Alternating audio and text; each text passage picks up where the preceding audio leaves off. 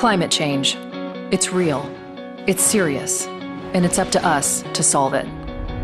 In the last 2 decades, we've experienced 14 of the hottest 15 years on record. By 2050, drought and chronic water shortages could impact 1 billion people, while millions more will be at risk from coastal flooding. It can seem overwhelming, but there's reason for hope. If we embrace solar and wind power to their full potential, we can cut the world's yearly carbon emissions by 1/3. Already, Germany generates 27% of its electricity from renewables, with a goal of 80% by 2050. Denmark has shown it can produce more wind energy than it can use, and England is building the world's biggest offshore wind farm. Communities large and small are taking steps. A new public building in Mexico City has an exterior that breaks down air pollutants, erasing the effects of 1,000 cars each day. Paris installed street tiles that harvest energy from foot traffic. Other cities are paving streets with smog-eating concrete and sidewalks with recycled materials. Individuals can make a difference too, through the choices we make every day. If every American driver drove 10 miles less each week, it could eliminate more than 100 billion pounds of carbon from the air each year. New innovations are making important strides possible, and more are on the way, but we can't wait. Reimagining our world's energy future will take a shared sense of urgency from countries, companies, cities, and all of us. Working together, real change is possible. Learn more at natgeo.com/climate.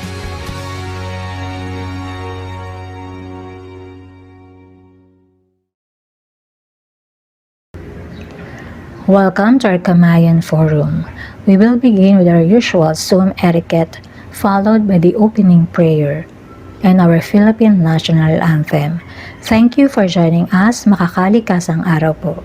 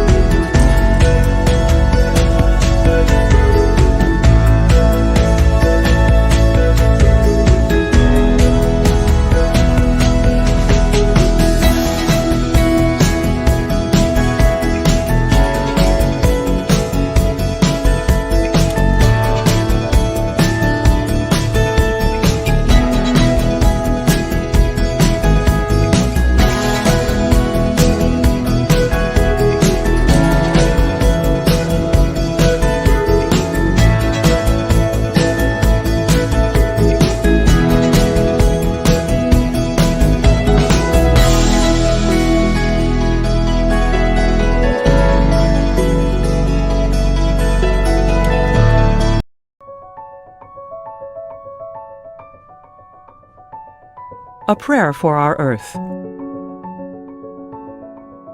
All-powerful God, you are present in the whole universe and in the smallest of your creatures. You embrace with your tenderness all that exists. Pour out upon us the power of your love, that we may protect life and beauty. Fill us with peace, that we may live as brothers and sisters, harming no one. O God of the poor, help us to rescue the abandoned and forgotten of this earth, so precious in your eyes. Bring healing to our lives, that we may protect the world and not prey on it, that we may sow beauty, not pollution and destruction. Touch the hearts of those who look only for gain at the expense of the poor and the earth. Teach us to discover the worth of each thing, to be filled with awe and contemplation, to recognize that we are profoundly united with every creature as we journey towards your infinite light. We thank you for being with us each day. Encourage us, we pray, in our struggle for justice, love, and peace.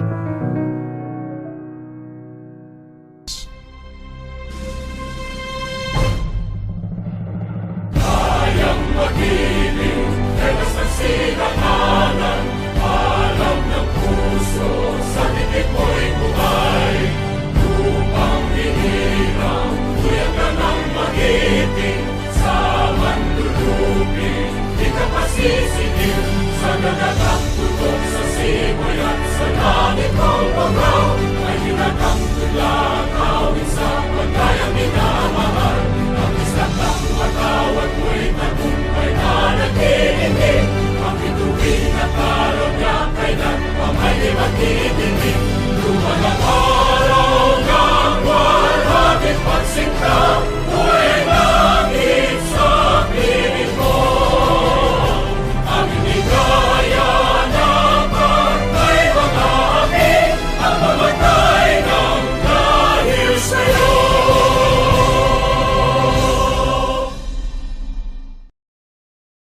Mga kalikasang hapon po sa inyong lahat at welcome back po sa isa na namang episode ng Green Convergence Kamayan para sa Kalikasan Forum. Bago po ang lahat, allow me to introduce myself. I am David D'Angelo, the Public Relations Officer of Green Convergence, and I'm very excited to be a co-moderator for the 431st episode, Team Anticipating Laudato Si, Week from Hope to Action.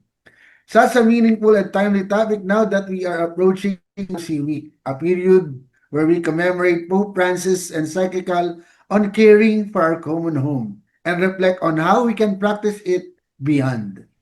Something happening both locally and internationally, the many ways that ecological integrity is being disrupted, it is so important for us to ground ourselves spiritually once again so we can be extra careful with our everyday choices.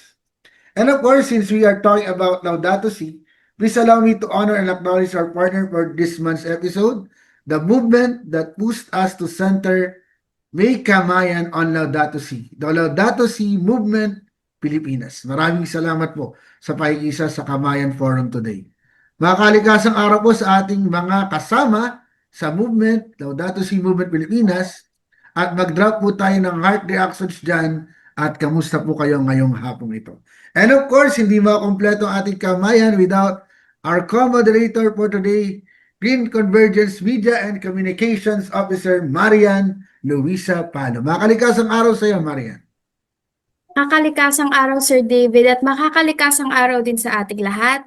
Yes, I'm Marian Luisa Palo, GC's Media and Communications Officer, and I am excited to be your co-moderator once again for this very special session. And as Sir David had mentioned, no, in anticipation of this year's celebration of Pope Francis encyclical, which will happen from May 17 to May 24, we invite everyone to join us in learning more about the week-long lineup of activities and the different ways we can take part. Most importantly, let us continue the conversation on taking concrete steps toward genuine sustainable development and ecological integrity, guided, of course, by what Laudato Si teaches. And you know, Sir David, when we were talking about the concept of this month's Kamayan with Laudato Si Movement Pilipinas, no, our partner, Sister Bing raised that this reflection that there truly is a need for people to be reminded of what Laudato Si teaches. Totoo po, no? So, with that, we have invited resource speakers who ceaselessly turn hope into action through Laudato Si teachings. So, we invite all of you to participate in the discussions. Share this live stream on your timeline. We are live on Facebook right now. Tag your friends and invite them to join in the conversation. Back to you, Sir David. Yes, Marian, nakaka-excite malaman, no, na ayun, may volume pa rin ako. Yun, malaman na yung mga nagiging kaganapan sa paparating na Laudato Si Week. At syempre, nakaka-excite din maraming marinig, syempre, ang manifestation ng ating resource speakers ngayong hapon. But before we start, batiin muna natin ang ating participants. So syempre, when I call your sector, click the react option in your Zoom screens and drop your heart reaction so we can see you and recognize you all. So simulan natin. Meron po ba ditong mga taga-academe sector? Ayan. Drop your heart reactions, no? Mga taga-academe sector. Siyempre, shout out din sa mga civil society organizations, sa mga NGOs dyan. Mga kalikasang hapon po. Meron ba dyan mga students, mga estudyante natin, no? Nakasama natin today. Heart react naman dyan. Mga member ng churches, ayan. Siyempre, Laudato Si yung topic natin. So, ayun, kasama natin sila today. Siyempre, ang business sector. Ayan, mga kalikasang hapon po. At government sector. Ayan, mga kalikasang hapon po sa inyo lahat. Maraming salamat po sa inyong pag-participate ngayong hapon. At sana manatili kayo hanggang sa wali. Alright, mga kalikasang araw muli. sa inyong lahat. Dahil masagana na ang lahat, we can officially proceed. And to formally open today's Kamayan Forum, please allow me to introduce a visionary whose passion in protecting our environment is positively guided by Laudato Si. Ladies and gentlemen, the President of Green Convergence, ang always maganda at ready para sa kalikasan, Miss Vicky Segovia. Thank you, David. Makakalikasang hapon sa ating lahat. Ipinagdadasal ba ninyo ang ating bayan? Alam naman natin ninyo kung anong nagaganap sa mga araw na ito, hindi ba? Ipagdasal natin together ang ating inang bayan. Warm greetings to the faithful stewards of our environment or habitat. Our topic for this afternoon will focus on Laudato Si and the week-long celebration that the Church will mark to remember with fondness the call of our beloved Pope Francis or Lolo Kiko to us to care for our common home. Nag-iisang tirahan nating lahat. In the book of Genesis, we are reminded the Lord God took the man and put him in the Garden of Eden to till it and keep it. Chapter 2, verse 15. This is our sacred responsibility to protect and nurture God's creation. In the face of today's environmental challenges, we are reminded that caring for the earth is not just an environmental issue. It is a moral responsibility. It is a call to protect life, the dignity of all beings in creation, and to stand in solidarity with the most vulnerable, and to work together for a sustainable future. I thank Sister Bing Carranza and the Laudato Si Pilipinas movement, together with the International President for Laudato Si, Yeb Sanyo, for co-organizing this Kamayan session with us.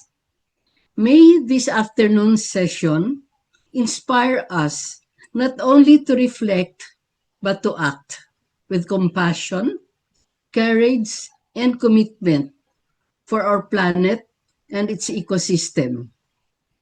Have a great session, everyone. Thank you.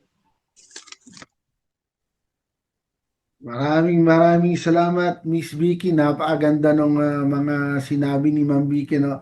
Alam niyo mga kasama, yung Laudato Si ay isa sa living legacy no, ni Pope Francis. Kasama na din siyempre yung Laudato Deum na yung pangangalaga no, sa ating common home ay hindi lang isang mandated duty kundi parte no, ng ating pagiging Kristiyano no, at bahagi ng sannilikha. So again, maraming salamat Miss Vicky for that opening.